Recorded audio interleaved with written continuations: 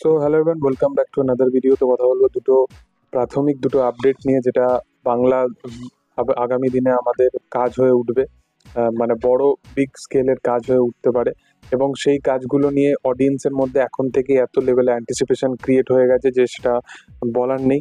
তো প্রথম কথা, দুটো বড় আপডেট যেটা উঠে এসছে, যে কিছুদিন আগে আমিও কথা বলেছিলাম যে অঙ্কুশ কিন্তু মির্জা 2 এ নিয়ে প্ল্যানিং করছে, এবং মির্জা 2 সব কিছু ঠিকঠাক থাকলে 2026-এর হয়তো ঈদেতে আসতে পারে। এবং রিসেন্ট টাইমে সে তার কিউএনএ একটা ইনস্টাগ্রাম যেমন স্টোরিজে হয় সেরকম কাইন্ড অফ জায়গাতে অঙ্কুশ জানিয়েওছে ব্যাপারটা।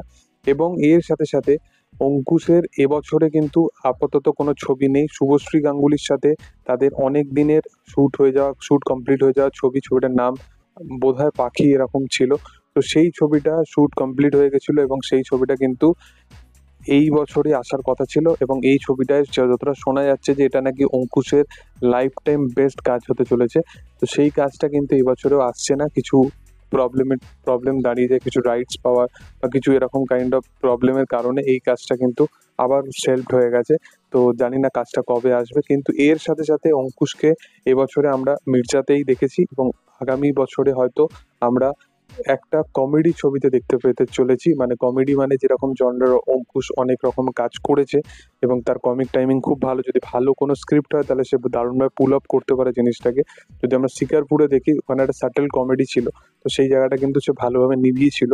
তো কোথাও গিয়ে অঙ্কুশে এরকম কাইন্ড অফ একটা কাজ হতে চলেছে, এবং যার পরিচালক হয়তো সুমিত সাহিল হবে। এবং সুমিত সাহিলের সাথে সে মানে একটা এই ডুয়োর সাথে তারা অলরেডি সে একটা ভালো অ্যাকশন ছবি প্রেজেন্ট করেছে, এবং ছবিটা একটা ইনিশিয়াল লেভেলে ভালো কালেকশন করেছে। তো এই কাজটাই তারা আবার কোথাও গিয়ে করতে চলেছে, এই ডুয়োটা আবার আসতে চলেছে।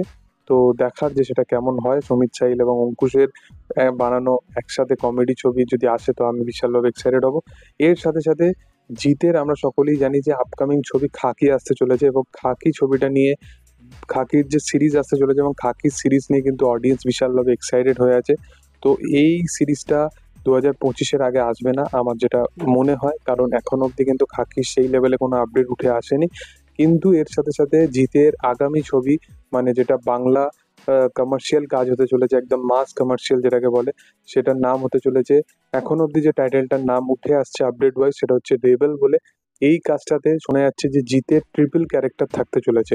এবার জিৎ যখনই কমার্শিয়াল কোনো কাজ বানায়, সেটাও কিন্তু খুব সময় নিয়ে বানায়, এবং তার বাজেট ব্যারিয়ার সেটা বোঝা যায় না। এবং বড় বড় যদি অ্যাকশন ডিরেক্টর বলো বা স্টান্ট যারা ম্যান আছে, তাদেরকেও সব বাইরে থেকেই নিয়ে আসে। তো চেষ্টা করে সে যতটা ভিজুয়ালাইজ ভাবে অডিয়েন্সকে বেশিটা ডেলিভার করা যায়। তো সেই কারণে ট্রিপল রোল যদি থাকে, তো এখানে ক্যারেক্টারগুলোর মধ্যে ভেরিয়েশন অবশ্যই থাকবে। তো আমি বিশালভাবে এক্সাইটেড আছি যে বাংলায় এরকম কাইন্ড অফ কিছু কাজ হতে চলেছে, যেখানে ট্রিপল রোলের সাথে, যেখানে স্ক্রিপ্ট ডিমান্ড ট্রিপল রোলের আছে, এবং স্ক্রিপ্ট ডিমান্ড অবশ্যই ভালো হতে হবে, এবং এর সাথে সাথে ক্যারেক্টারগুলোর মধ্যে ভেরিয়েশন থাকতে হবে, এবং জিতের একটা অভিনয় সত্তারও একটা দেখানোর চান্সেস তো থাকে, কারণ জিৎ আছে পারফর্মার কিন্তু ব্রিলিয়ান্ট। তো যাই হোক, তো আমি কিন্তু বিশালভাবে এক্সাইটেড আছি এই দুটো কাজ নিয়ে। তোমাদের কি বক্তব্য অবশ্যই কমেন্ট সেকশনে জানাতে পারো। ভিডিও যদি ভালো লেগে থাকে অবশ্যই লাইক শেয়ার সাবস্ক্রাইব করে দিও। Thank you all, by.